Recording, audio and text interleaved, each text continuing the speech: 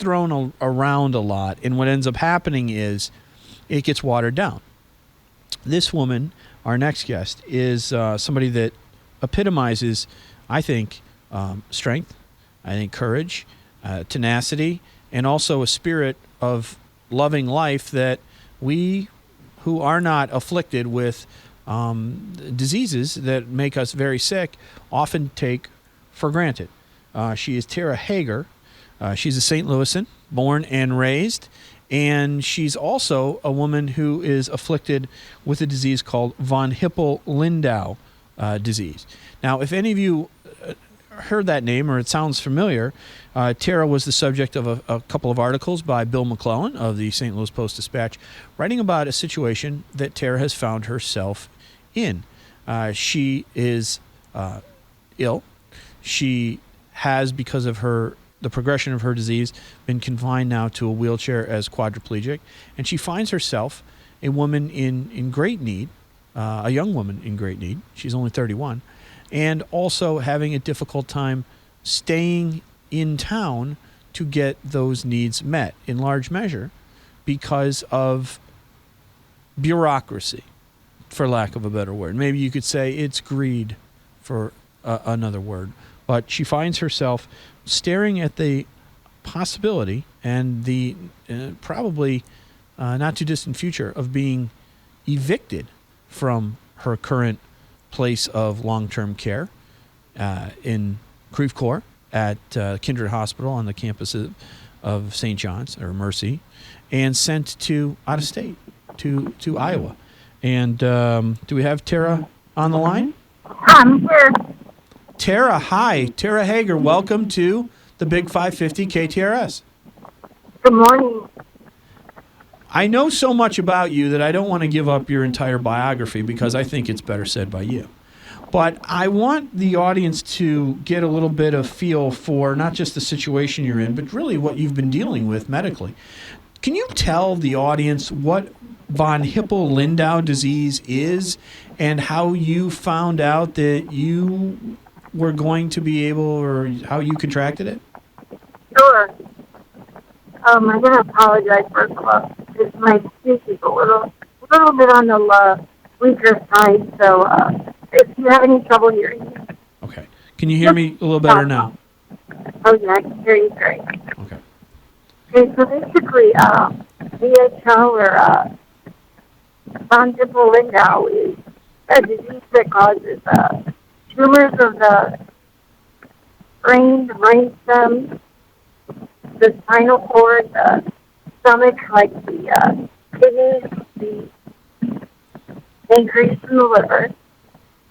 Also, the retinas can have tumors develop on it. And it's also, it varies on different families. You can see different parts of the disease. Some families never experience the spinal cord tumor. Some families have just the stomach. So it varies. Now, Tara, how does one contract this disease? My understanding is that it's something that's hereditary, and that you had a family history of this that sort of predates you. Yeah, you see, it's genetic, and it's a 50-50 chance of getting it. In my family, my grandmother was the main carrier, and then her three of her 5 children ended up getting the disease. And then now there's my brother and I got the disease.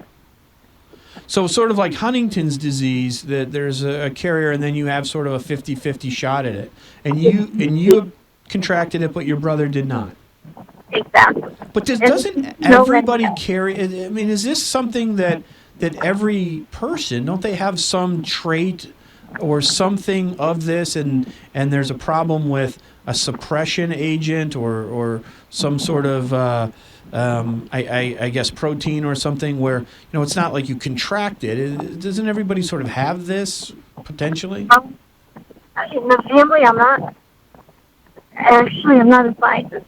I really don't know for sure. I mean, I just know that in our family, it happened to be a 50-50 chance. It's not like a gender specific or anything like that. It just happened to be that all the women in our family ended up getting it except for. And they call it VHL. That's the shorthand, sort of the abbreviation for it, right? Hey, So your mom had it, and then an aunt or an uncle also had it. What happened to them? How did they find out they had it? When did they get it? And sort of how did the disease progress with them? okay. Well, it tended to show up in the retinas first, and usually after that shows up in the retinas, the doctors have you go for further testing. And so that's how it started in our family. But usually, back in the 70s, 80s, when my mom and her sister and my grandmother got it, theirs was kind of, they didn't have a lot of warning. So things were found later, and by then it was, a little too late. Whereas when I found mine, not only did I have a better chance because I had testing done earlier, and I was kind of 2 steps ahead of it, trying to figure out what was going on. So how old were you, Tara, when you were diagnosed with this? 13 years old. Obviously, that has to have been a tough day. How did you take that news and growing up as a teenager with VHL? What kind of limitations did you face, or what kind of struggles, or what kind of things did you have to overcome? Well, when I found out when I was 13, I mean, it was pretty surreal. Because even though I lost my mom when I was 5, I saw what she went through, and I have a pretty good memory of how hard it was for her. And, knowing what my aunts had gone through, it was kind of life-shattering at that moment that I found out. And it was really hard because, even though I had a great support system in my family, it was really, really hard not having my mom there to comfort me and kind of be there for what was going to lie ahead. But with growing up as a teenager, if that isn't hard enough, going through this was really, really difficult. But I found that, having faith and keeping optimistic was my best allies. And I have the 3 F's: faith, family, and my friends. I couldn't have done it without those 3. Tara Hegger is our guest. She is a 31-year-old woman, St. Louisan, and she's been struggling with an inherited disease, von Hippel-Lindau disease, since she was 13. It had took her mom and some other family members. Tara, what we're going to do is take a break here, and when we come back, I want to talk about some things that have been going on medically with you in the recent year or several months, and the situation that you find yourself in now at Kindred Hospital, but looking to for them to, frankly, evict you, and the injustice of that. Would you mind sticking around and coming back and chatting more with us?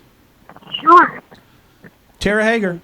We'll take a break. This is the Big 550 KTRS.